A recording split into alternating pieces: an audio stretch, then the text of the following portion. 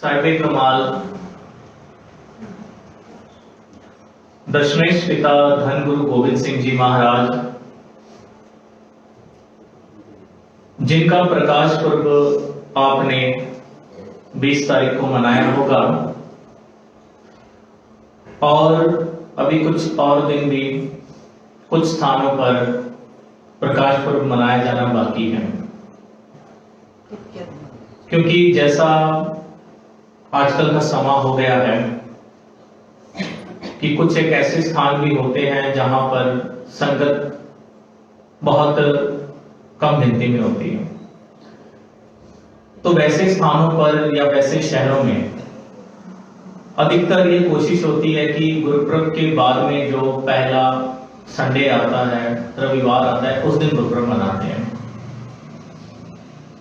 तो ये जरूरी नहीं है कि जिस दिन गुरुपर्व है केवल उस दिन हम गुरु की बात सुने या गुरु के जीवन के बारे में जाने।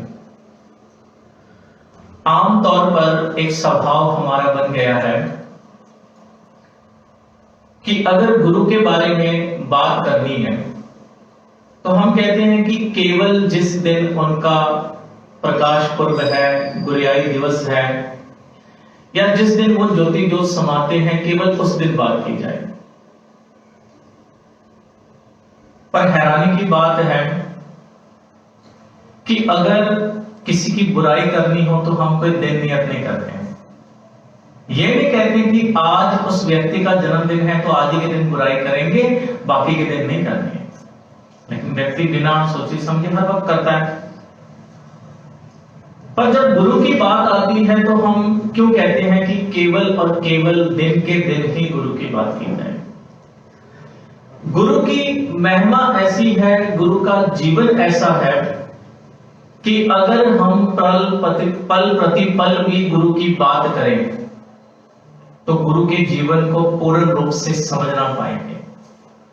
लेकिन जितना समय हमने गुरु को जानने के लिए, गुरु की वाणी को जानने के लिए दिया होता है, वो सारे का सारा समय हमारा गुरु परवान करता है और गुरु लेके लग जाता है। धन गुरु गोविंद सिंह जी महाराज, अगर उनकी उपमा को कोई जानना चाहे, उनकी स्तुति को कोई जानना चाहे तो शायद ये पूरा जीवन भी कम पड़ जाए। हम तो केवल एक दिन की उनके बारे में बात करते हैं ना, केवल एक दिन जिस दिन गुरुपर्व होता है हम उनके बारे में कोई विचार रखते हैं। लेकिन याद रखना कि अगर सारा जीवन भी हम दे दें तो भी हम गुरु को पूर्ण रूप से नहीं जान सकते हैं। अल्लाह यार खान जोगी एक मुसलमान कवि हुआ जिसने धन गुरु गोविंद सिंह जी महाराज की उपमा को गायन करते हुए अपनी शायरी के द्वारा गुरु गोविंद सिंह जी महाराज को जानना चाहा कि गुरु गोविंद सिंह जी महाराज वास्तव में क्या है। तो उसने कहा कि इंसाफ करे जी में जमाना तो यकीन है, कह दे गुरु गोविंद का सानी ही नहीं है। कि इस संसार में, इस जमाने में ये ताकत नहीं है कि वो गुरु गोविंद सिंह जी महाराज को पूर्ण रूप से बयान कर सके, गुरु गोविंद सिंह जी महाराज को पूर्ण रूप से जान सके कि गुरु गोविंद सिंह जी महाराज वास्तव में क्या है। क्योंकि संसार में अधिकतर एक बात आम देखने में आई है कि जितना इंसान अपने संतान से प्यार करता है ना, उतना वो अपने जानने वालों से नहीं प्रेम कर पाएगा या उनके बच्चों से उतना प्रेम नहीं कर पाएगा। पर जब गुरु गोविंद सिंह जी महाराज का जीवन पढ़ते हैं, विचारते हैं, तो देखते हैं कि जितना प्रेम वो अपने बच्चों से करते हैं ना, उतना ही प्रेम वो अपने सिखों से भी करते हैं। कोई भेद नहीं रखा है सिखों में और अपने सपुत्रों में। कहते ये प्यार मुरीदों से, ये शफकत भी कहीं है, भक्ति में गुरु अर्श है, संसार जमीन है। कई बार हम किसी की तुलना करनी हो तो सामने वाला व्यक्ति कह देता है ना, अरे जमीन आसमान का फर्क है दोनों में। कहां उनकी तुलना करने बैठ गए, दोनों में जमीन आसमान का फर्क है। तो होता क्या है, केवल दो व्यक्तियों में जब तुलना होती है तब हम कहते हैं कि जमीन आसमान का फर्क है। लेकिन यहां कवि ने कह दिया कि सारे संसार की भक्ति को एक तरफ रखा जाए और दूसरे तरफ गुरु गोविंद सिंह जी महाराज की भक्ति को रखा जाए, तो कहते फिर भी जमीन और आसमान का फर्क है। एक गुरु के अंदर देखो कितनी शक्ति है, एक गुरु अपने आप में कितना पूर्ण है कि उसकी भक्ति एक तरफ, संसार की भक्ति को अगर एक तरफ कर दो तो भी जमीन और आसमान का फर्क पड़ जाएगा। तो अल्लाह यार खान जोगी कहता है कि आमतौर पर व्यक्ति दो बातों पर निर्भर है, या तो वो सुनी हुई बात को आगे बताएगा या वो देखी हुई बात को आगे बताएगा। हम लोग ये करते हैं ना, या तो सुन के आगे बताते हैं या देखकर आगे बताते हैं। दो ही नजरिए हैं हमारे पास अपनी बात को आगे पहुंचाने के लिए, या तो हम देखी हुई बात को आगे पहुंचाते हैं या सुनी हुई बात को आगे पहुंचाते हैं। तो अल्लाह यार खान जोगी कहता है कि उल्फत के ये जज्बे नहीं देखे हमने कहीं, है देखना एक बात सुने भी नहीं हमने। कहता देखना तो एक दूर की बात रह गई, कहते गुरु गोविंद सिंह जी महाराज जैसा कोई आज तक हुआ हो ऐसा सुना भी नहीं कभी। देखना तो एक अलग बात है कि देख के व्यक्ति कह सकता है कि मैंने ऐसा देखा था कहीं और भी। वो कहता है देखना तो और बात, आज तक किसी से सुना भी नहीं था ऐसे। फिर अल्लाह यार खान जोगी को सवाल किया किसी ने, कहीं आप कोई भावना में बहकर बढ़ चढ़ के बात तो नहीं कर रहे हो? ऐसा तो नहीं है ना कि गुरु की उपमा में आप बढ़ चढ़ के कुछ भी बोल रहे हो? कहते नहीं, ऐसी बात नहीं है। अगर मुझे कोई कह दे कि अल्लाह की कसम खाओ, उस परमात्मा की कसम खाओ, तो मैं वो भी खाने को तैयार हूं। तो आगे उसने कहना किया, करतार की सौगंध है, नानक की कसम है, जितनी भी हो गोविंद की तारीफ वो कम है। कहते गुरु नानक देव जी महाराज को मैं हाजिर नाजिर जान के, उस अल्लाह को, उस परमात्मा को मैं हाजिर नाजिर जान के ये बात कहता हूं कि मेरे अंदर वो ताकत नहीं है कि मैं गुरु गोविंद सिंह जी महाराज को पूरा पूरा बयान कर सकूं कि गुरु गोविंद सिंह जी महाराज वास्तव में क्या है। क्योंकि आमतौर पर क्या होता है कि गुरु गोविंद सिंह जी महाराज के बारे में हम जब भी पढ़ते हैं, विचारते हैं, तो एक ही रूप गुरु का हमारे सामने आता है। क्योंकि हमने अपने गुरु को पेश ही ऐसे किया है कि भाई हमारे गुरु तो हर वक्त जो है पता नहीं जंग युद्ध में व्यस्त रहते होंगे, निकाली कृपान और दुश्मनों से लड़ने चले गए। नहीं, गुरु अपने आप में पूर्ण है। आगे के दीवानों में आप ये जानोगे भी कि गुरु गोविंद सिंह जी महाराज वास्तव में किस व्यक्तित्व के मालिक थे। तो अल्लाह यार खान जोगी बोलता, अगर मुझे कोई ये कह देना कि गुरु गोविंद सिंह जी महाराज की सिफ्त लिखना शुरू कर, और कब तक लिखना है? कहते कि अगर मान लो कि लगातार बिना एक सेकंड रुके मैं जिंदगी भर लिखता रहूं, हर चंद मेरे हाथ में पुरजोर कलम है, सतगुर के लिखूं वसफ कहां ताबे रकम है। कहता अगर कोई मुझे ये कह देना कि लगातार अब से लिखना शुरू कर दे, और कब तक लिखना है? जब तक जिंदगी खत्म नहीं हो जाती है, लगातार लिखता जा, लगातार लिखते जाना है, और जिंदगी के अंतिम श्वास तक लिखना है बिना एक सेकंड रुकने। तो भी कहता मैं पूरे रूप में ये नहीं बता पाऊंगा कि गुरु गोविंद सिंह जी महाराज वास्तव में क्या है, क्योंकि गुरु गोविंद सिंह जी महाराज का जीवन है समुद्र की तरह। और कहते मेरी औकात क्या है, मेरी हस्ती क्या है? केवल एक बुलबुले की जैसी। पानी में बुलबुला बनता है, एक सेकंड में खत्म हो जाता है। कहते एक बुलबुले की ये क्या हैसियत है कि वो पूरे समुद्र को जान सके। एक आंख से बुलबुला क्या कुल बहर को देखे, साहिल को, मंजदार को या लहर को देखे। अब के एक व्यक्ति अगर मान लो किसी समुद्र के किनारे पर खड़ा है, वो क्या कर सकता है? क्या वो किनारा देख सकता है? दूसरा नहीं देख सकता है। क्या पता वो दूसरा किनारा ही हजारों किलोमीटर दूर तक हो। क्या वो समुद्र के पास खड़ा खड़ा समुद्र की गहराई को देख सकता है? नहीं देख सकता है। तो वो देख क्या सकता है कि केवल जहां तक उसकी आंखें जा सकती है वहां तक वो लहरों को देख सकता है।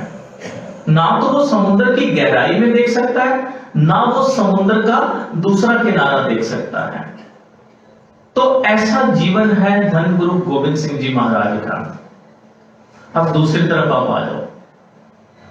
एक तरफ तो कवि ने गुरु गोविंद सिंह जी महाराज को इतना महान और अपरंपार बताया है। जब बात आई स्वयं गुरु गोविंद सिंह जी महाराज की, तो गुरु गोविंद सिंह जी महाराज ने तो अपने आप को बिल्कुल साधारण बताया। वो तो कहते हैं कि मैं हूं परमपुर का दासा, देखण आयो जगत तमाशा। अपने आप को विशेष व्यक्ति नहीं बताया। ये तक नहीं कहा कि मैं इस संसार में आया हूं तो मैं कोई विशेष हूं या खास हूं। कहते नहीं, कहते मैं तो दास हूं। उस अकाल पुरख वाहिगुरु ने मुझे अपना दास बना के, अपना सेवक बना के भेजा है। तो उन्होंने अपनी आत्म कथा में, जीवन कथा में बताया कि किस तरह इस संसार में अकाल पुरख वाहिगुरु ने हमें भेजा। आने की इच्छा नहीं थी, लेकिन कुछ कारण ऐसे बने कि इस संसार में हमें आना पड़ा। तो उन्होंने शुरुआत की थी कि अब मैं अपनी कथा बखानो, तब सादत बिद मोहे आनो, तब सादत बिद जे मोहे आनो।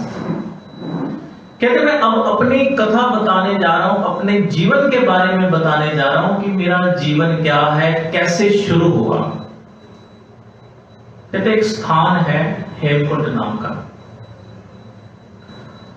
तो वो स्थान है जहां पर बहुत लंबे समय तक, कहते एक समाधि की अवस्था में, भक्ति की अवस्था में हम वहां बैठे हुए थे।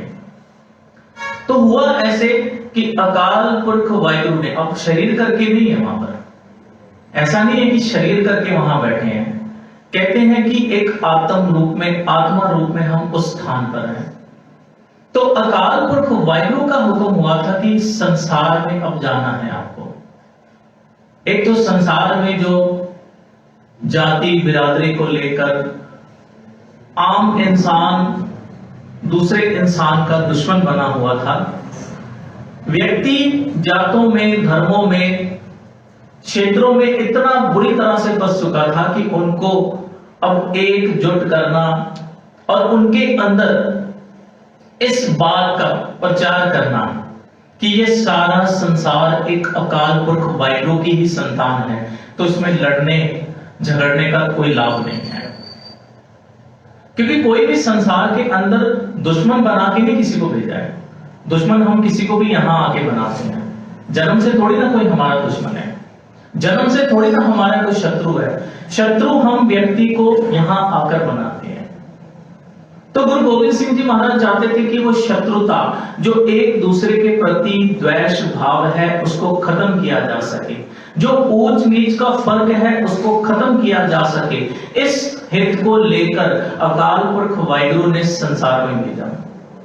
और एक दूसरा कारण क्या था?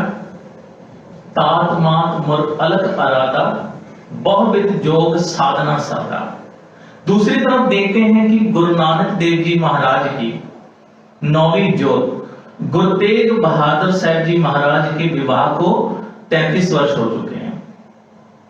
अब आप जानते हो कि अगर किसी के घर में विवाह के 2, 3, 4 साल तक संतान ना हो तो उनको कितनी फिक्र पड़ जाती है।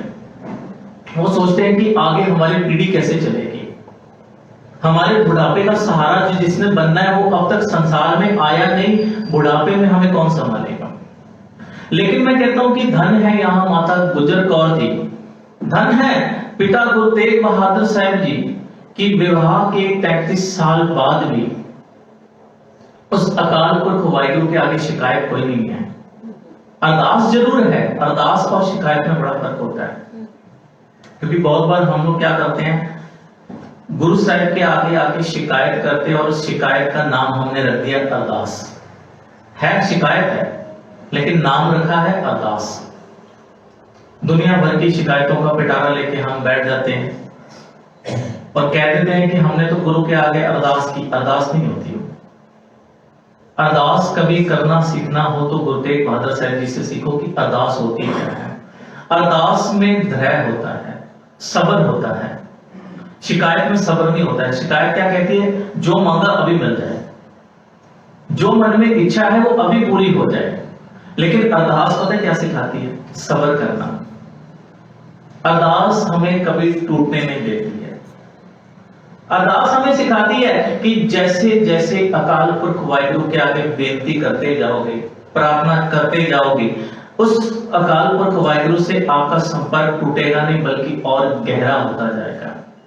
प्रार्थना हमें उस वाहिगुरु के, अकाल पुरख वाहिगुरु के और करीब लेके आती है। लेकिन शिकायत पता क्या होती है? शिकायत हमें दिन ब दिन गुरु से दूर लेके जाती है। क्योंकि हम एक दो बार अरदास करते हैं, है तो शिकायत है पर चलो अरदास कह लेते हैं। जो अरदास हम करते हैं 2 4 6 बार 10 बार करते हैं, जब देखते हैं कि सुनता ही नहीं गुरु, तो हमारा भरोसा टूट जाता है। हम कहते हैं गुरु सुन ही नहीं रहा है, क्या फायदा आ गया गुरु घर में। लेकिन कभी अरदास करनी सीखनी हो, कभी ये जानना हो कि वास्तव में अरदास क्या है, प्रार्थना क्या है, तो गुरु तेग बहादुर साहब जी से सीखो। स्वयं गुरु हैं वो गुरु कि जिसके घर में किसी बात की कमी नहीं है। रोजाना हम पढ़ते हैं ना कि साचे साहिबा क्या नाही कर तेरा, करता तेरा सब कुछ है जिस दे सो पावे। ऐसे गुरु के घर में भी जब संतान नहीं है तो शिकायत भी कर रहे हैं। 33 साल तक केवल अरदास ही चली है। 33 साल तक घर में संतान नहीं है, लेकिन अकाल पुरख वाहिगुरु के आगे शिकायत नहीं, केवल अरदास करते हैं। तो उनकी अरदास को भी तो अकाल पुरख वाहिगुरु ने कबूल करना था ना। जब एक साधारण व्यक्ति की अरदास को गुरु कबूल करता है, तो जो है ही अकाल पुरख वाहिगुरु का रूप, जो है ही अकाल पुरख वाहिगुरु का विशेष, उसकी अरदास को परमात्मा क्यों ना कबूल करेगा।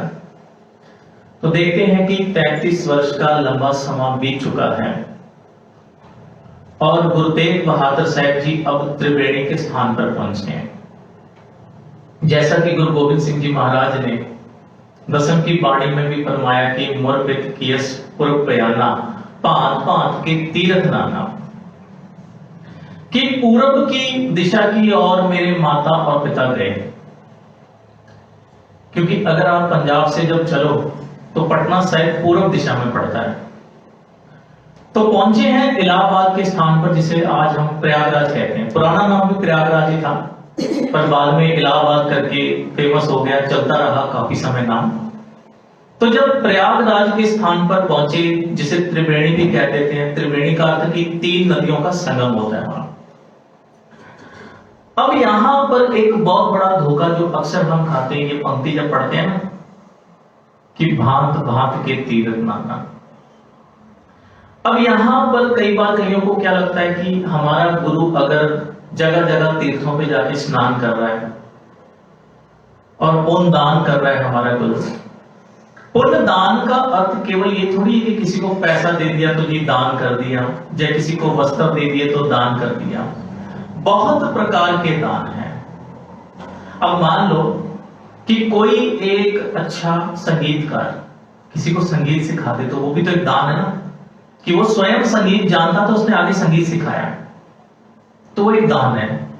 कोई एक अच्छा चित्रकार बहुत अच्छी चित्रकारी करता है, वो आगे कईयों को सिखाता है, वो भी एक दान है। कोई एक व्यक्ति मान लो कि उसे पता लगे कि उसके शहर में कुछ एक बच्चे लायक हैं, लेकिन किसी कारण से वो ट्यूशन नहीं पढ़ पाते हैं क्योंकि उनके पास देने के लिए फीस नहीं है। तो वो व्यक्ति कहता है कि चलो मैं इतना शिक्षित हूं, इन बच्चों की जिम्मेदारी मैं लेता हूं, मैं स्वयं उनको ट्यूशन पढ़ाऊंगा। तो वो क्या, वो भी एक दान हो गए। बहुत प्रकार के दान हैं। तो यहां पर जब बात आती है कि जब ही जात त्रिवेणी पए, पुण्य दान दिन करत बितए। अब यहां पर पुण्य दान का अर्थ क्या है कि जो तो वाकई में गरीब था, जिसे आवश्यकता थी कपड़े की, उसे गुरु ने कपड़े दान दिए।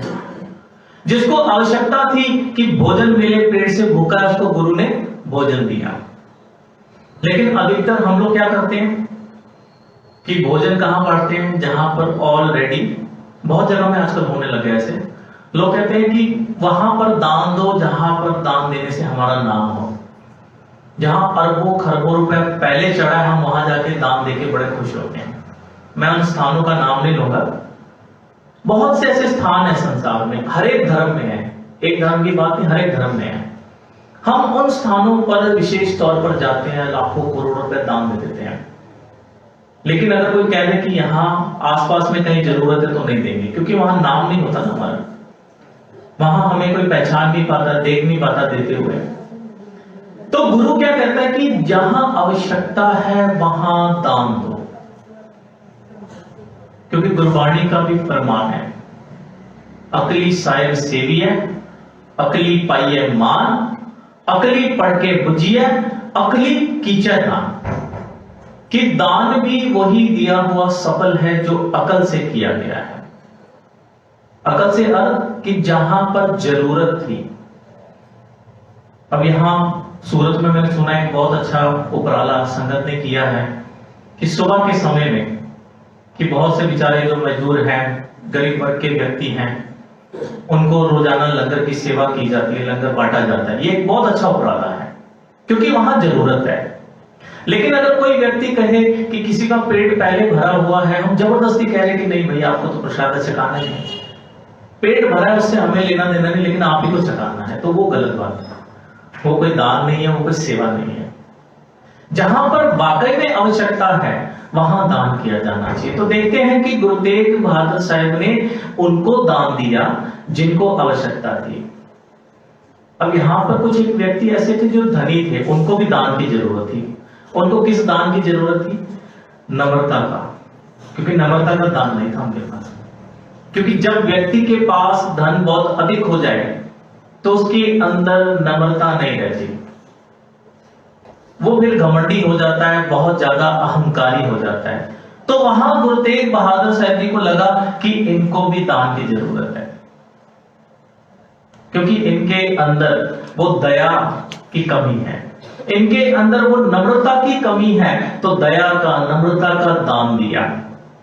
जो व्यक्ति मार्ग से भटक चुके थे उन्हें ज्ञान का दान दिया। और ये वही स्थान है जहां पर माता गुजर कौर जी को एक शुभ समाचार मिला है कि अब जल्दी ही उनके घर संतान आने वाली है। तही प्रकाश हमारा पायो। अब प्रकाश हुआ है, अभी तक आए नहीं गुरु पातशाह जी शरीर करके। प्रकाश कहां पे हुआ? त्रिवेणी में, प्रयाग में। लेकिन शरीर करके गुरु पातशाह जी पटना साहिब में आए हैं। तो यहां प्रकाश हुआ है, तही प्रकाश हमारा पयो, पटना शहर विखे पवलयो। पटना की वो धरती पर गुरु गोविंद सिंह जी महाराज ने फिर 1666 में आगमन किया है। क्योंकि गुरु पातशाह जी के लिए यह शब्द नहीं इस्तेमाल किया जा सकता कि उनका जन्म हुआ है। कई बार हम कह देते हैं ना जाने अनजाने में कि गुरु का जन्मदिन मना रहे हैं। गुरु का जन्म नहीं होता है, जन्म मरण में साधारण व्यक्ति होता है। गुरबाणी का फरमान है ना, जन्म मरण दोहू में नाही, जन पर उपकारी आए। कि जो ना जन्म में है ना मरण में है, जिनका केवल आने का कारण है संसार के ऊपर पर उपकार करना। पर उपकार का अर्थ क्या होता है? कि स्वयं पर नहीं, दूसरे पर उपकार करना। पर उपकार का अर्थ ये होता है कि अपनी परवाह नहीं है, दूसरे की परवाह है, दूसरे का ख्याल है, उसको कहते हैं पर उपकार। स्वयं किसी भी हाल में रह लेंगे लेकिन दूसरे को तकलीफ में नहीं देख पाना, उसे कहते हैं पर उपकार। तो जो परमात्मा के सेवक हैं, परमात्मा के दास हैं, वो जन्म मरण में नहीं रहते, वो दूसरों पर उपकार करने की भावना से संसार में आते हैं। इसलिए ये नहीं कह सकते कि उनका जन्म हुआ है।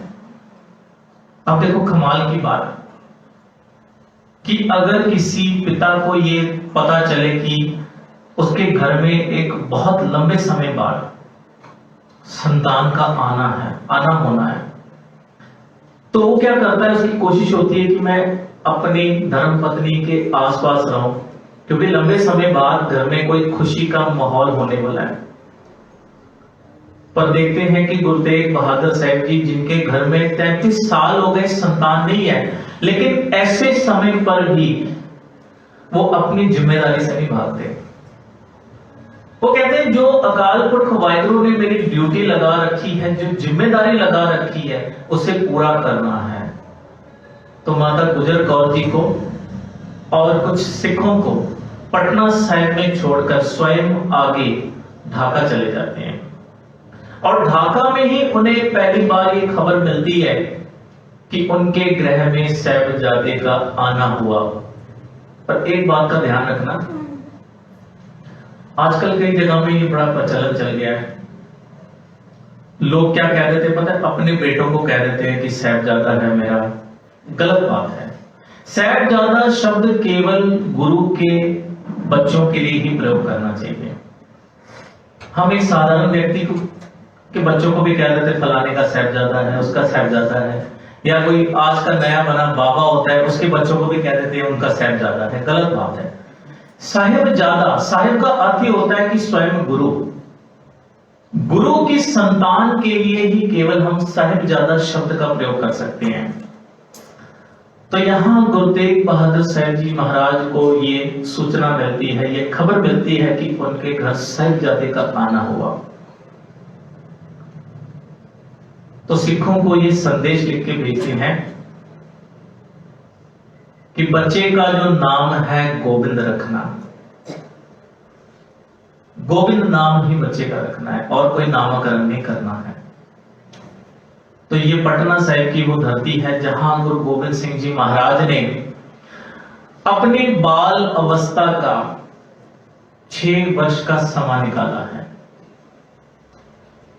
क्योंकि अपने आगमन से लेकर 6 वर्ष तक गुरु पातशाह जी इसी स्थान पर रहे हैं। और इस पटना साहिब की धरती के साथ गुरु गोविंद सिंह जी महाराज की बहुत सी यादें भी जुड़ी हुई हैं। बहुत कुछ सीखने को मिलता है। जैसे कि शुरुआत में ही दास ने बेनती की ना कि गुरु के जीवन को अगर कोई जिंदगी भर भी विचारे तो पूर्ण रूप से आप समझ ना पाओगे, लेकिन जितना हमने सुना है, जितना देखा है, उसमें से कुछ एक को भी अगर हम विचार लें तो इस संसार में हमारा आना सफल हो सकता है। अब देखने में आया कि धन्य गुरु गोविंद सिंह जी महाराज बाल अवस्था में हैं, 3-3.5 वर्ष की आयु है। कमाल की बात पता क्या है, अभी तक भी गुरु तेग बहादुर साहब जी से मिलना नहीं हुआ है। 3.5 वर्ष के हुए हैं, लेकिन अभी तक गुरु पिता नहीं मिले हैं। अगर पिता को ये खबर मिले, वो तो भागा भागा चला आता है कि मेरे घर में भाई बेटा हुआ है, मैं जाके अपने बच्चे का मुंह तो देखूं। कहीं से भी भागा चला आएगा। अब 3.5 वर्ष हो गए हैं, अभी तक गुरु पिता के साथ मुलाकात नहीं हुई है। तो उस समय में क्या था, मुगल राज था, तो आम ये एक प्रथा चलती थी कि जहां से भी कोई नवाब गुजरता था तो उस नगर के लोग उसे झुककर सलाम किया करते थे। तो गुरु गोविंद सिंह जी महाराज उस समय कुछ बच्चों के साथ बाल गोविंद राय करके जाने जाते थे, क्योंकि गुरुता गद्दी पर गुरु तेग बहादुर साहब थे। तो प्रेम से सब कोई उन्हें बाल गोविंद राय कहते थे, क्योंकि छोटे थे काफी। तो कुछ बच्चों के साथ खेल रहे थे। अब गुरु का खेलना भी हमारे खेलने जैसा नहीं है, उनके खेल में भी बड़े कौतुक होते हैं। गुरु गोविंद सिंह जी महाराज अर्थात बाल गोविंद राय खेल रहे हैं, तो एक नवाब गुजरा वहां से, कुछ एक साथ में सैनिक भी है। तो आमतौर पे नवाब चल के तो जाते नहीं थे, घोड़ों पे जाते थे। तो जब वो नवाब वहां से गुजरा, सबने झुककर सलाम की, बच्चों ने भी झुककर सलाम की, क्योंकि माँ बाप ने समझा रखा था कि जब भी नवाब गुजरे तो सलाम करनी है। तो गुरु गोविंद सिंह जी महाराज ने सलाम तो क्या करनी, मजाक उड़ाया उसका। तो ये बात को लेकर नवाब के जो अहलकार थे वो बहुत चिढ़ गए और कहना किया कि क्या तुम्हारे माँ बाप ने तुम्हें ये नहीं बताया कि जब भी नवाब गुजरे तो उसे झुककर सलाम करना है।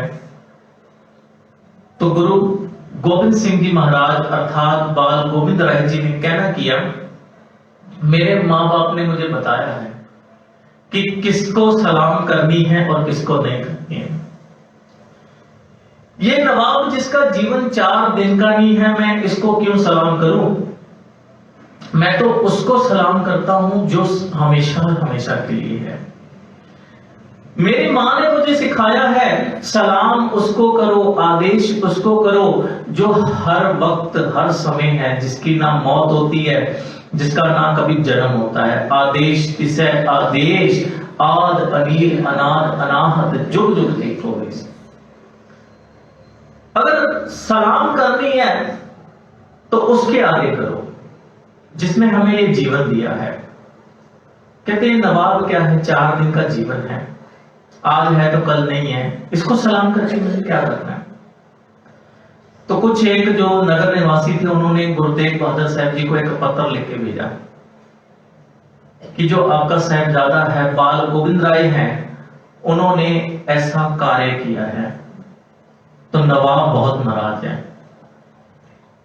तो जब वो पत्र गुरु तेग बहादुर साहब जी महाराज के पास पहुंचा तो उन्होंने उत्तर पता क्या दिया? गोविंद जो किया सो भला किया।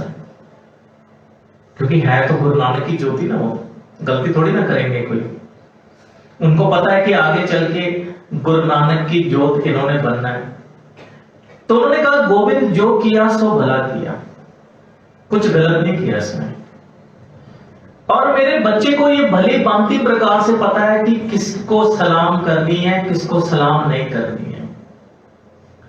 हम तो कई बार डर के कारण या कह सकते हैं कि चापलूसी के कारण किसी के आगे भी हम झुक जाते हैं, किसी के आगे भी शीश नवा देते हैं। सत्कार करना अलग बात है। इसका अर्थ ये नहीं है कि हमें किसी का सत्कार नहीं करना चाहिए। घर में हमारे माता पिता हैं, उनका सत्कार करना है। अगर हम उनके चरण छूकर उनके आशीर्वाद लेते तो उसमें गलत कुछ नहीं है। लेकिन कई बार क्या होता है कि हम इस कारण से भी किसी के आगे शीश नवा देते हैं कि हम उससे डरते हैं, या फिर वो व्यक्ति इतना धनवान होता है कि हम सोचते हैं कि चलो अगर इसके सलाम करेंगे, दुआ करेंगे या इसके आगे हम अपना शीश नवा देंगे तो क्या पता ये खुश होकर पता नहीं क्या दे देगा हमें। हो सकता है इसकी कोई ना कोई बात, हमारी कोई बात इसे अच्छी लग जाए। लेकिन गुरु पातशाह जी कहते हैं कि ये शीश जब भी झुके तो गुरु ग्रंथ साहिब जी महाराज के आगे, किसी व्यक्ति के आगे नहीं। क्योंकि यहां पर एक पाबंदी और भी है कि अगर हमें अपने माता पिता के चरणों को भी छूना है, नमस्कार करनी है, तो वो गुरु के हुजूर में। घर में आप कर सकते हो और स्थान पे आप कर सकते हो, लेकिन वो भी गुरु के हुजूरी में नहीं।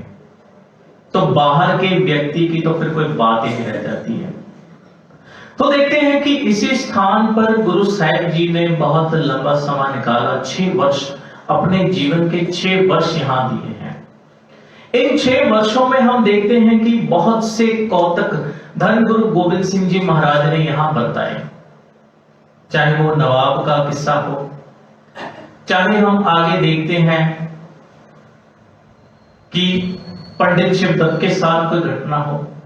क्योंकि पंडित शिवदत्त जिसके मन में बहुत लंबे समय से ये इच्छा थी, क्योंकि वो राम जी का उपासक था, बहुत लंबे समय से इच्छा थी कि राम जी उसे आके दर्शन दें।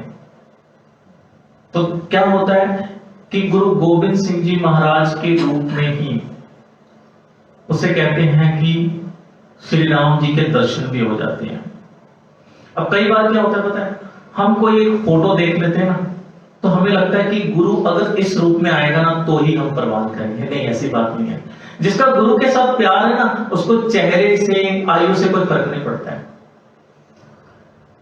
अब क्या पता यहां हम बैठे हैं, हमारे बीच में ही गुरु कहीं विराज रहा है, लेकिन हम क्या सोचते हैं कि नहीं, हमने जैसा फोटो में गुरु देखा ना, जो काल्पनिक फोटो बना देते हैं कलाकार, हम सोचते हैं अगर ऐसे गुरु दिखेगा तो ही हम मानेंगे कि गुरु है, अगर ऐसे नहीं कोई दिखेगा तो हम मानेंगे कि गुरु है।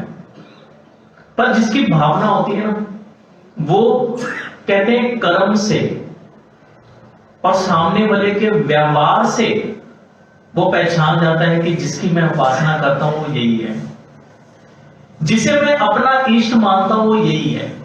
अब आप स्वयं सोचो कि पंडित शिवदत्त को गुरु गोविंद सिंह जी महाराज के रूप में श्री राम जी के दर्शन हुए, तो थोड़ी ना गुरु साहब जी ने शरीर बड़ा कर लिया होगा, या धनुष, फोटो में तो ऐसा दिखाया है पर वास्तव में ऐसा तो नहीं हुआ होगा। असल में उस चेहरे पर, उनके व्यवहार से उसे ऐसा प्रतीत हुआ कि जिसकी मैं उपासना करता हूं ना वो यही है।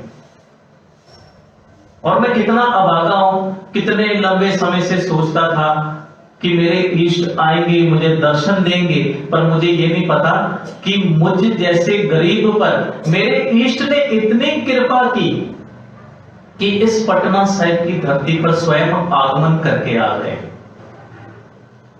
तो जब दर्शन किए, मन संतुष्ट हुआ, कहने लगा कि अगर आपके दर्शन के बिना मेरा ये शरीर छूट जाता ना तो मैं अपने आप को बड़ा अभागा समझता, लेकिन आपने बड़ी दया कृपा की मेरे पर कि मेरा शरीर छूटने से पहले, इस संसार में से विदा होने से पहले ही आपने मुझे दर्शन देकर मेरे जीवन को सफल बनाया है।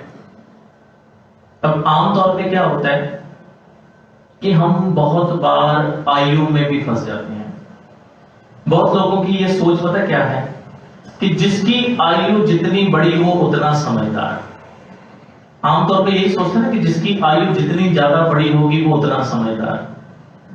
अगले क्या कह देते हैं कि भाई अगला फलाना सियाना है। पंजाब में एक शब्द होता है सियाना का, तो होता है कि जितना ज्यादा बड़ी उम्र का होता है कहते हैं वो सियाना है, ज्यादा सियाना है, अर्थात कि ज्यादा बड़ी उम्र का है तो मतलब ज्यादा सियाना है। पर ऐसा नहीं होता है, क्योंकि अगर उम्र से ही कोई समझदार होता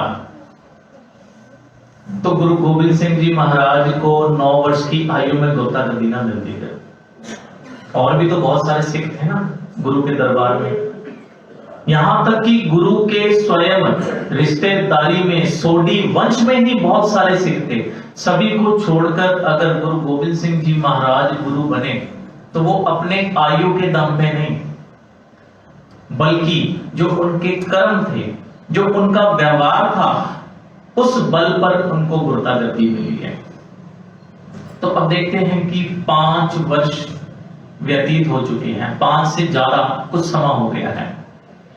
तो अब पहली बार धन गुरु तेग बहादुर साहब जी महाराज के साथ बाल गोविंद राय जी का मिलन होता है। अब माता ने पहले से समझाया है कि जब गुरु पिता आएंगे तो कैसा व्यवहार करना है। हालांकि गुरु जानी जान होते हैं, लेकिन फिर भी संसार में रहने के लिए संसार की कुछ एक मर्यादा वो सीखते हैं, ताकि कोई सामने वाला व्यक्ति ये ना कहे कि गुरु को तो कुछ सीखना ही नहीं पड़ा, गुरु तो डायरेक्ट ही सब कुछ सीखे सिखाया है। नहीं, संसार को बताने के लिए, संसार को समझाने के लिए। जैसे आपने देखा होगा ना कि मास्टर को पहले से पता है कि ए फॉर एप्पल होता है, बी फॉर बॉल होता है, सी फॉर कैट होता है, पता होता है ना सब कुछ, लेकिन वो बच्चे को पढ़ाने के लिए, बताने के लिए स्वयं भी लिख के बताता है कि ए ऐसा होता है, बी ऐसे लिखा जाता है, ये सी है, ये डी, एक एक चीज वो लिख के बताता है। इसी तरह गुरु को पता तो सब कुछ होता है, लेकिन संसार को समझाने के लिए, संसार के अंदर फिट बैठने के लिए गुरु स्वयं भी वो सब कुछ करता है जो एक संसार का दूसरा व्यक्ति कर रहा है। तो यहां पर माता जी ने बताया, समझाया कि जब गुरु पिता आए तो कैसा व्यवहार करना है, नमस्कार करनी है हाथ जोड़ के, क्योंकि पहली बार पिता से मिलने जा रहे हो। तो यहां गुरु गोविंद सिंह जी महाराज अर्थात बाल गोविंद राय जी को भी इस बात को लेकर बड़ी खुशी है कि आज पहली बार गुरु पिता के साथ मिलना होगा, आज पहली बार मैं गुरु पिता को मिलूंगा। बहुत खुश हैं इस बात को लेकर। जब गुरु तेग बहादुर साहब जी महाराज का पटना साहिब के बारी क्षेत्र में आगमन हुआ तो बहुत सी संगत वहां पहुंची हुई है। बाल गोविंद राय भी पहुंचे हैं। पहली बार जब पिता को देखा, दीदार किया, जाकर चरणों पे नमस्कार की। अब देखो यहां चरणों पे जो नमस्कार कर रहे हैं इसके पीछे कारण अलग है। एक वो समा था जब नवाब के चरणों पर नमस्कार ने की, नवाब के आगे शीश ने झुकाया। क्यों? क्योंकि वहां पर अहंकार है। यहां अहंकार नहीं, यहां प्यार है। एक पिता के प्रति, एक गुरु के प्रति जो प्यार है वो प्यार उमड़ के आज बाहर आ रहा है।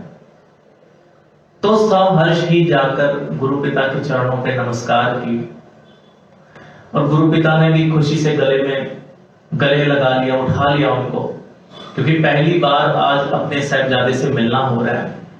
तो अब गुरु पिता ने यह फैसला किया है कि अब इस पटना साहिब को अलविदा कहना है और उस स्थान पर जाकर रहना है जो उन्होंने पटना साहिब आने से पहले बसाया था, अर्थात श्री आनंदपुर साहिब। श्री आनंदपुर साहिब वो स्थान है जिसे स्वयं गुरु तेग बहादुर साहिब जी ने खरीद कर बसाया था। अब मैंने यहां ये शब्द क्यों इस्तेमाल किया, खरीद कर बसाया? एक बात का ध्यान रखना कि गुरु नानक देव जी महाराज से लेकर गुरु गोविंद सिंह जी महाराज तक जितने भी गुरुओं ने शहर बसाए ना, दान में नहीं कोई मिला है। हमें क्या लगता होगा, शायद पता नहीं गुरु को किसी ने जमीन दान कर दी होगी तो गुरु ने शहर बसा दिया। नहीं, गुरु ने आज तक जितने भी शहर बसाए वो सभी शहर जो है उनकी जमीन की कीमत दी है। चाहे वो आप अमृतसर साहिब का शहर क्यों ना बोलो, वो भी जब बसाया था ना गुरु रामदास जी महाराज ने, तो बकायदा उसकी कीमत चुकाई है। इसके पीछे एक कारण था। अगर तो दान में जमीन मिलती ना, तो जिसने दान किया था उसके आने वाली पीढ़ी पता क्या कहती कि देखो ये जो शहर है ना, ये हमारे पूर्वजों ने दान में दिया था। दावा करते ना बाद में कि ये जो शहर है ये ऐसे नहीं बसा था, हमारे दादा परदादा या उनके आगे पिता ने ये शहर जो दान में दिया था गुरु को। कहां तो हम गुरु के आगे आके झोली फैलाते हैं कि हमें गुरु कुछ दान दे, कुछ दात बख्शे, और कहां ऐसे भी लोग हैं जो ये भी दावा कर देते हैं कि गुरु के पास कुछ नहीं था, हमने गुरु को दिया था। गुरु के पास कुछ था ही नहीं, हमने गुरु को दिया कि गुरु पातशाह जी आप यहां पर गुरुद्वारा बना लो। यहां तक कि हम तो सुखासन के रूम में भी अगर एसी या पंखा लगाते ना, तो गुरु को एहसास करवाते हैं कि हमारी दी हुई हवा खा रहे हो तुम, हमने दिया है इसलिए तुम्हें हवा मिल रही है, हमारी दी हुई लाइट लगी है तो तुम्हें रोशनी मिल रही है। ऐसी भावना वाले भी लोग हैं। कहां तो सिख की भावना ये होनी चाहिए कि गुरु ये जो श्वास भी चल रहे हैं ना, जो मेरे सांस भी चल रहे हैं, ये भी तेरे दिए हुए हैं। और कहां तो कुछ लोगों की भावना होती है कि गुरु मेरी दी हुई लाइट इस्तेमाल कर रहा है, तो मेरे दिए हुए पंखे की हवा तू खा रहा है। तो गुरु पातशाह जी चाहते हैं कि आने वाले समय में कोई ये कह ही ना सके, इसीलिए जमीन खरीद कर शहर बसाया। हालांकि दान देने की बात होती तो पता नहीं गुरु कितना बड़ा राज्य खड़ा कर लेते, लेकिन नहीं, 1 इंच किसी की जमीन पर कब्जा तक नहीं किया गुरु ने। गुरु तेग बहादुर साहब जी ने जो आनंदपुर साहिब बसाया था, उस जगह को खरीदा था पहले, फिर उसे बसाया। उसके बाद देखते हैं कि गुरु पातशाह जी अपने परिवार के साथ अयोध्या तक पहुंचे हैं। अयोध्या से गुरु पातशाह जी कुछ आगे चले गए। बाल गोविंद राय जी, माता गुजर कौर जी और कुछ एक सिख जो है अभी अयोध्या में रह गए। इस बात का ध्यान रखना कि आनंदपुर साहिब तक गुरु तेग बहादुर साहब और उनका परिवार साथ में नहीं आया था। उनका परिवार कुछ महीने बाद श्री आनंदपुर साहिब पहुंचा है। अयोध्या में आप कभी जाएं तो एक गुरुद्वारा साहिब है, गुरुद्वारा नजरबाग बोलते हैं, और गुरुद्वारा ब्रह्मपुर। ये 2 गुरुद्वारे हैं ऐतिहासिक दोनों, और इन दोनों में भी गुरु गोविंद सिंह जी महाराज का आना हुआ है। नजरबाग तो खैर शहर के अंदर ही है। पीछे आपने सुना होगा बाबा राम सिंह जी जो सिगड़े वाले थे, जो भी किसानों का विरोध चल रहा है, जिसमें उन्होंने स्वयं को कहते हैं गोली भी मार ली थी, तो उन्होंने वो स्थान जो है बकायदा वो जगह वहां खरीदी और वहां पर आलीशान गुरुद्वारा साहिब बनाया है। और एक गुरुद्वारा ब्रह्मपुर साहिब है जो कि सरयू नदी के किनारे है। इन दोनों स्थानों पर गुरु गोविंद सिंह जी महाराज की आमद हुई है, तो यहीं से गुरु पातशाह जी माता गुजर कौर जी के साथ होते हुए आनंदपुर साहिब पहुंचते हैं। अब जब आनंदपुर साहिब पहुंचे हैं, अब कमाल की बात देखो कि गुरु तेग बहादुर साहब जी ने दरबार में आने की आज्ञा नहीं दी है। वो कहते हैं दरबार में आने की अभी आज्ञा नहीं है। अब स्वयं का पुत्र है, स्वयं के साहिबजादे हैं, लेकिन दरबार में आने की आज्ञा नहीं है। पूछा क्यों? कहते हम ये देखना चाहते हैं कि हमारी गैर हाजिरी में तुम्हारी माता ने तुम्हें क्या संस्कार दिया। देखो, गुरु भी अपने बच्चे से अगर प्यार करता है तो वो बकायदा ये भी जानना चाहता है कि क्या संस्कार हमारी गैर हाजिरी में मिले हैं। तो कहते हैं कि वहां जब द्वार पे पहुंचे हैं तो गुरु तेग बहादुर साहब जी कहते हैं अच्छा चलो ठीक है, एक शर्त पे तुम्हें दरबार के अंदर प्रवेश मिलेगा। क्या माता ने कुछ बाणी सिखाई है पढ़नी?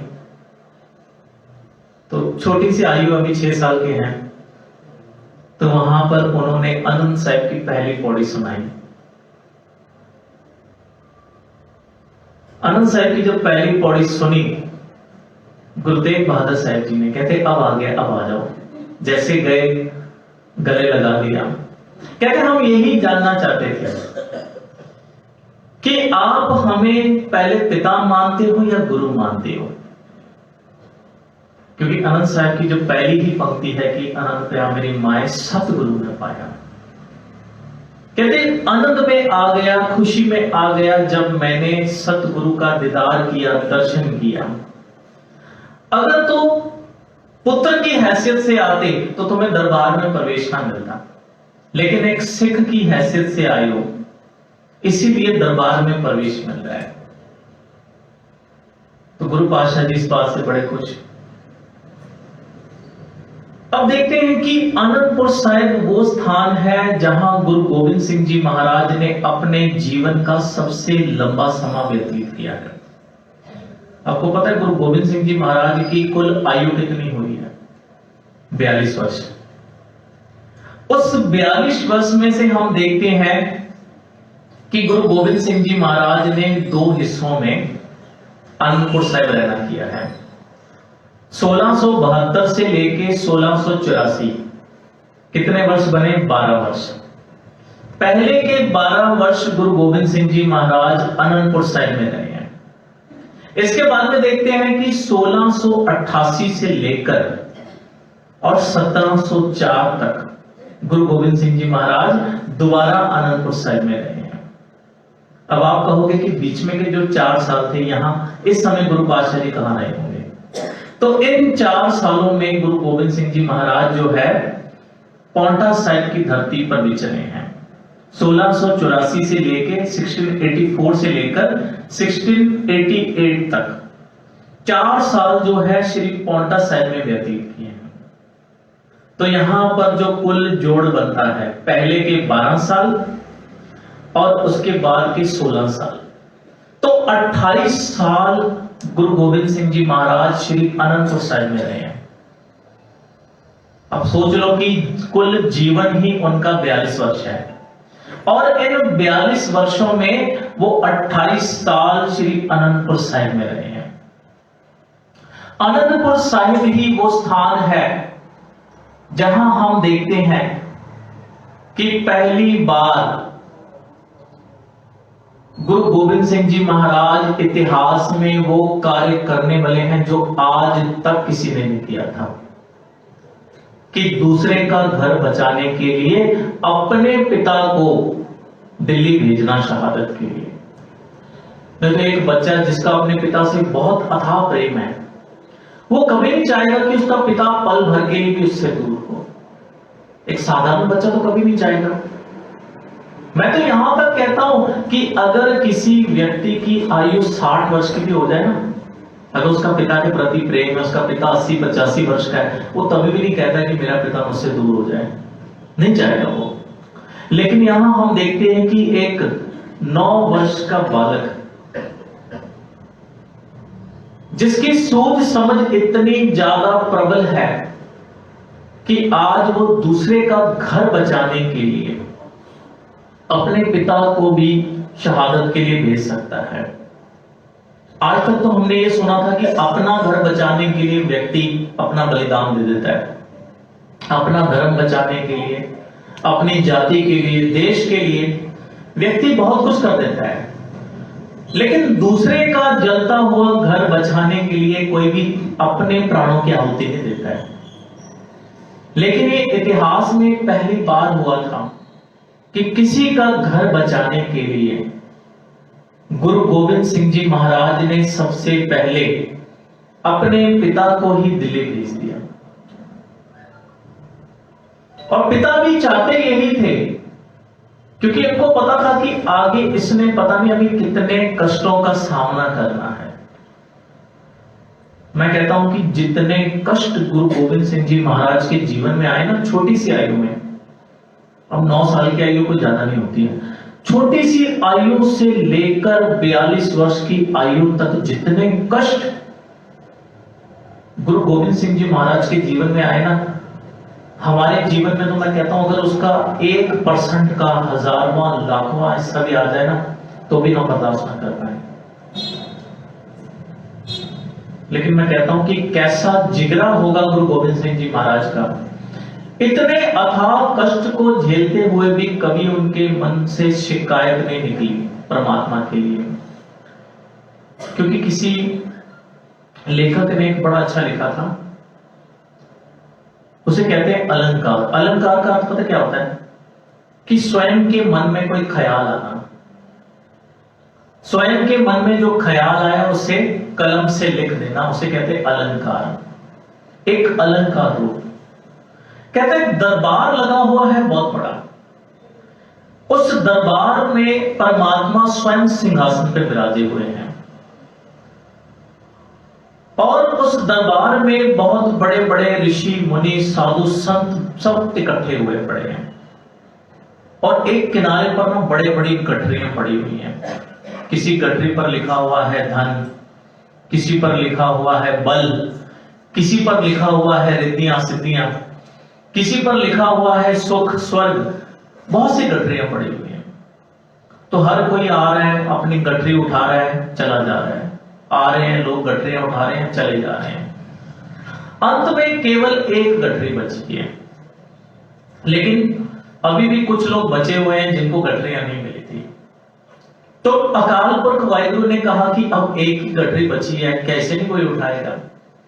पर कोई भी उस गठरी को उठाने के लिए तैयार नहीं था। पता है क्यों?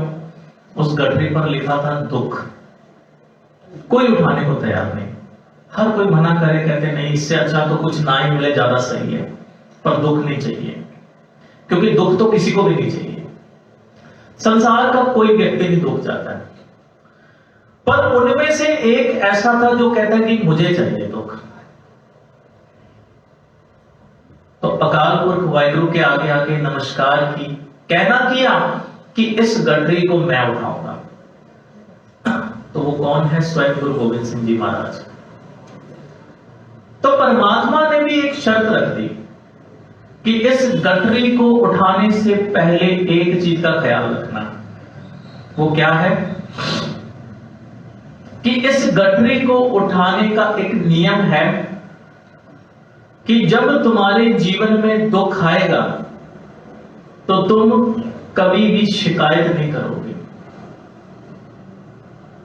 और एक दूसरा नियम है कि शिकायत तो चलो एक अलग बात रही, इतना दुख आने पर इंसान टूट जाता है, रो पड़ता है, तुम्हारी आंख में आंसू तक नहीं आना चाहिए। तो गुरु गोविंद सिंह जी महाराज कहते हैं मुझे मंजूर है, मैं आपकी शर्तों को मानता हूं, मैं इस गठरी को उठाने के लिए तैयार हूं। क्या पता वो गठरी हमारे दुखों की थी और होगी हमारे दुखों की ही, क्योंकि उन्होंने वो गठरी उठाई है। यही कारण है कि आज हम सुकून का जीवन जी रहे हैं। जो तकलीफें उन्होंने झेली अपने जीवन में, वो शायद हमारी ही तकलीफों की गठरी उन्होंने उठा रखी थी, क्योंकि वो चाहते थे कि मेरा सिख, मेरे जो आगे के गुरु नानक नाम लेवा संगत है, उनके जीवन में कभी कोई कष्ट ना रहे, कोई तकलीफ ना रहे। यही कारण है कि वो गठरी उन्होंने उठा ली। और बाकी जिसे हम दुख कहते हैं ना, वो गुरु का दिया हुआ तो है नहीं, वो हमने स्वयं सहेजा है। जो दुख वैसे आना था उसको तो गुरु ने पहले ही समेट लिया था, लेकिन जो अब दुख चल रहा है ना जीवन में, वो गुरु का दिया हुआ दुख नहीं है, वो हमने स्वयं सहेजा है। उस दुख को हमने स्वयं आमंत्रित किया है। पर हम शिकायत कर देते हैं फिर गुरु के आगे कि मैंने तो कुछ किसी का अहित नहीं किया, कभी किसी का कुछ बुरा नहीं किया, कभी किसी के साथ कोई छल कपट नहीं किया, ये दुख कहां से आ गया। लेकिन मैं कहता हूं कि इंसान देखो कितना चतुर है।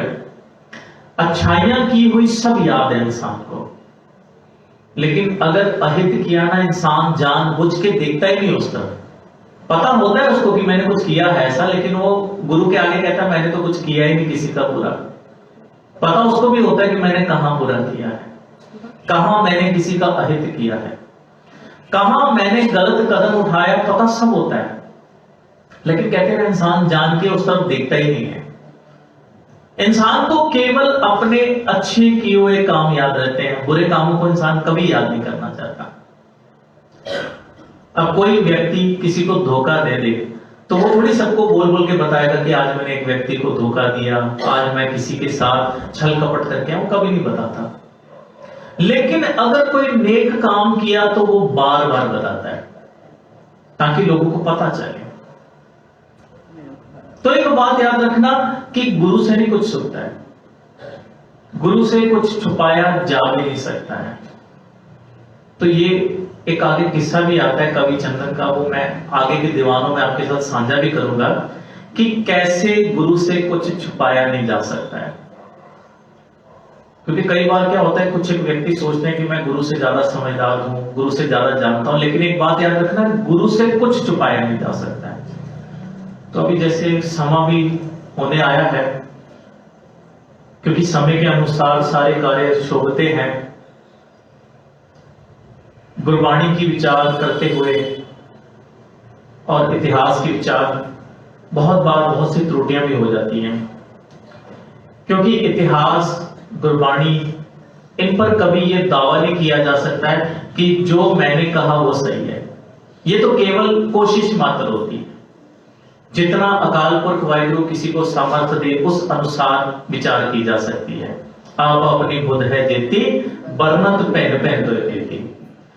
जैसे किसी की जितनी समझ है, जितनी गुरु समर्था दे, उसके अनुसार विचार हो सकती है। तो यहां पर एक ही बेनती करूंगा कि इतिहास और गुरबाणी की जो विचार भी आपको लगता है कि गुरुमत के अनुसार पूरी है, सही है, वो उसे आप अपने जीवन में स्थान दीजिए। और जहां भी आपको लगता है कोई त्रुटि हो गई है, गलती हो गई है, तो उसे आप मेरी गलती जानकर क्षमा कर देना।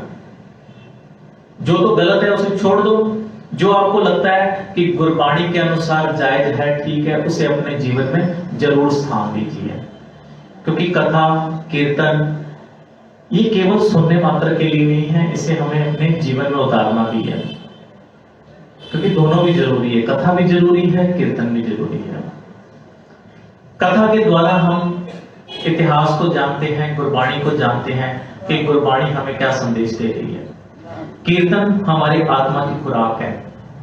जैसे बाहर हम देखते हैं कि अगर भूख लगे तो हम भोजन पका लेते हैं, तो आत्मा की जो खुराक है वो है कीर्तन। तो इतनी बेनतियों को प्रमाण करना, कोई भूलों चूकों के लिए मैं आपसे क्षमा चाहूंगा। बाकी के विचार कल सुबह के दीवान में आपके साथ फिर से साझी करेंगे। इतनी बेनतियों को प्रमाण करते हुए आओ बुलाए गुरु फतेह।